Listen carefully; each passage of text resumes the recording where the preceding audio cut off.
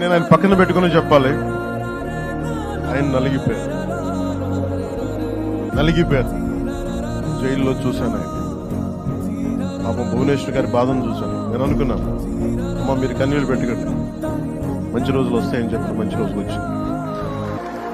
వారికి మనస్ఫూర్తిగా